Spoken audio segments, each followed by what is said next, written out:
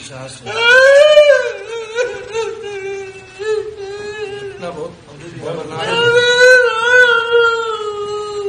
नमस्कार मित्रों, मैं अंकेश आप सभी का स्वागत करता हूं अपने YouTube चैनल सैफरन ट्राइबल में। आशा है आप सभी लोग सकुशल होंगे और आप सभी की मंगल कामनाओं के साथ चलिए शुरू करते हैं आज का ये अंक।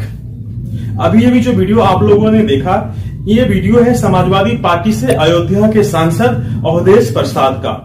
जी हाँ, ये वही अवधेश प्रसाद हैं जो 2024 के इलेक्शन में समाजवादी पार्टी से जीत के आए थे और जिन्हें समाजवादी पार्टी के राष्ट्रीय अध्यक्ष अखिलेश यादव जो हैं, इन्हें एक तरह से इन्होंने एक बार एक बयान में कहा था कि ये हैं अयोध्या के असली नरेश, यानी कि उन्होंने राम जी से तुलना करके उन्हें अवधेश प्रसाद को राम जी से भी बड़ा बताया। यानी कि उन्होंने एक तरह से देखें तो राम जी के ऊपर कटाक्ष भी किया और उन सभी राम भक्तों पे कटाक्ष किया जो जिनके दिल में राम बसते हैं, जिनके आराध्य राम हैं। और ये बातें जो हैं राम भक्तों को और खास करके देश विदेश में बसे सनातनियों को काफी अच्छा नहीं लगा था और इसकी घोर निंदा भी हुई थी। पर अखिलेश यादव जो अपने अभिमान और घमंड में इतने चूर थे कि उन्हें इससे कोई भी फर्क नहीं पड़ रहा था। जब भी संसद भवन का सत्र चल रहा होता था तो वो अवधेश प्रसाद हैं, उन्हें हमेशा आगे बिठाते थे और एक तरह से दिखाते थे कि उन्हें जो उत्तर प्रदेश से उन्हें एक ट्रॉफी मिली है जो इसमें वो जीत के आए हैं और उनको एक ट्रॉफी की तरह बार बार एक तरह से प्रस्तुत कर रहे थे। पर कहते हैं ना कि किसी का भी घमंड और अभिमान ज्यादा देर तक नहीं चलता है और खास करके जब आप भगवान के सामने अपने आप को बड़ा दिखाने लगे। ये अवधेश प्रसाद जो हैं वो सांसद बनने से पहले उत्तर प्रदेश के जो मिल्कीपुर क्षेत्र है वहां से वो विधायक थे, यानी कि एमएलए थे। 2024 इलेक्शन में उन्हें वहां से अयोध्या से अखिलेश यादव ने सांसद के टिकट दिया और वहां से जीत के आए और उनके जीतने के बाद जो मिल्कीपुर जो विधानसभा था वहां से उन्हें अपना पत्र देना पड़ा, यानी कि रिजाइन करना पड़ा। रिजाइन करने के बाद वो सीट जो है खाली हो गई थी। उसके बाद से जब ये सीट खाली हुई थी तो ये काफी प्रतिष्ठा की बात हो गई थी समाजवादी पार्टी और बीजेपी के बीच। समाजवादी पार्टी उस सीट को किसी भी तरीके से जीतना चाहती थी और बीजेपी अयोध्या का बदला मिल्कीपुर से लेना चाहती थी। और जब दिल्ली के इलेक्शंस 5 फरवरी के हुए थे तो उसके साथ ही मिल्कीपुर के भी बाई इलेक्शंस हुए थे, जिसमें बीजेपी की तरफ से थे चंद्रभानु पासवान, समाजवादी पार्टी से थे अजीत प्रसाद जो कि अवधेश प्रसाद के बेटे हैं और अवधेश प्रसाद के बेटे को वहां से मिल्कीपुर से समाजवादी पार्टी ने अब टिकट दिया था और वहां पे काफी जोरों शोरों से दोनों पार्टियों की तरफ से वहां पे चुनाव प्रचार हो रहा था और वहां पे काफी गहमा गहमी थी। पर इलेक्शन जब हो रहे थे, इलेक्शन से पहले ही जो एक तरह से लगता है कि अखिलेश यादव जो हैं वो हार मान चुके थे। आप जो अयोध्या के जो सांसद हैं उनको देख के जो उनकी दुर्दशा आपने वीडियो के पहले में देखा था, उसे देख के भी आप लोगों को प्रतीत हो रहा होगा। और इलेक्शन से पहले ही ये अखिलेश यादव है वो बार बार प्रशासन पे ठिकरा फोड़ रहे थे, इलेक्शन कमीशन पे ठिकरा फोड़ रहे थे। इलेक्शन कमीशन को तो एक तरह से जो क्या कहते हैं कफन का कपड़ा होता है सफेद, वो भी भेंट करने की बातें कर रहे थे। तो उनकी बातों से भी ये लगने लगा था कि ये जो इलेक्शन है ये अखिलेश यादव वहां से हार जाएंगे और काफी बुरी तरीके से हारेंगे।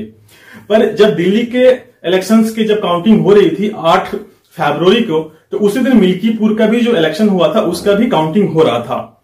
जब काउंटिंग हो रहा था तो सुबह से ही जो ये चंद्रभानु पासवान है वो काफी आगे चल रहे थे और जैसे जैसे दिन ढलते गया वैसे वैसे जो जीत की मार्जिन है चंद्रभानु पासवान का जो बीजेपी से थे वो काफी बढ़ता गया।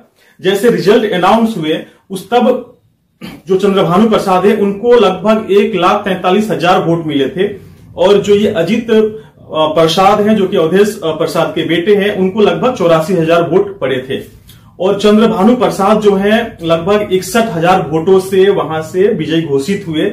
और भाजपा के तरफ से जो राम जी का अपमान अखिलेश यादव ने किया था, ये अवधेश प्रसाद ने किया था, उस अपमान का जो बदला था बीजेपी ने मिल्कीपुर से लिया, उन्हीं के सीट पे लगभग 61,000 वोटों से हरा के लिया।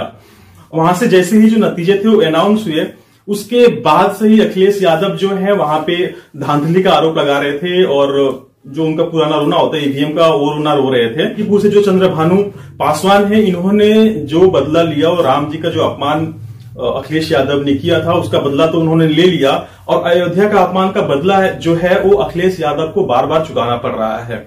2024 के इलेक्शंस के बाद ये उत्तर प्रदेश में लगभग 10 सीटों पे बाई इलेक्शंस हुए हैं, विधानसभा के 10 सीटों पे बाई इलेक्शंस हुए थे, उनमें से 8 पे जो है बीजेपी विजयी रही है और 2 पे ही सिर्फ समाजवादी पार्टी विजयी रही है, और उन सीटों से विजयी रही है जो उनका गढ़ माना जाता है और जिस एरिया से वो बिलोंग करते हैं।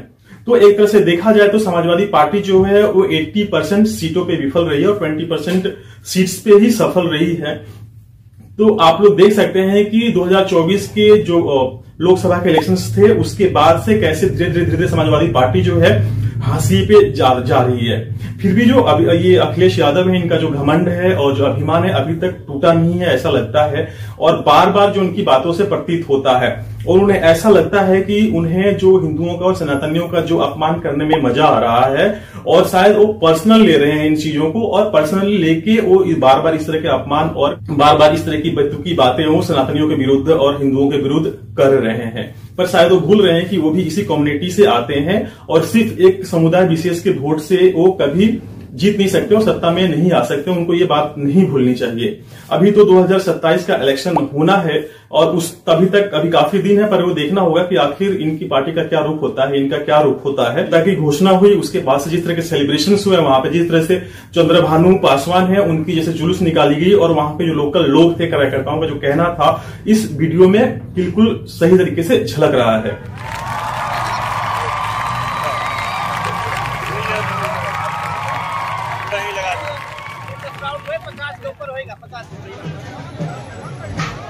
अरे आईडी नीचे करो हो भाई, हो खबर हो आज की खबर, आईडी ना करो यार।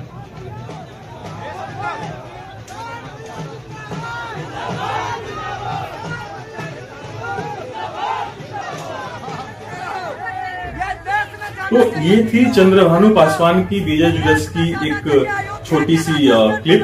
आशा है आप लोगों ने मेरे इस प्रस्तुति को पसंद किया होगा। अगर आप लोगों को पसंद आया तो मैं आप लोगों से फिर से अनुग्रह करूंगा, कृपया मेरी वीडियोस को लाइक करें, कमेंट करें और शेयर करना ना भूलें। तब तक के लिए मैं लेता हूं विदा। जय श्री राम। बहुत बहुत धन्यवाद अंत तक देखने के लिए।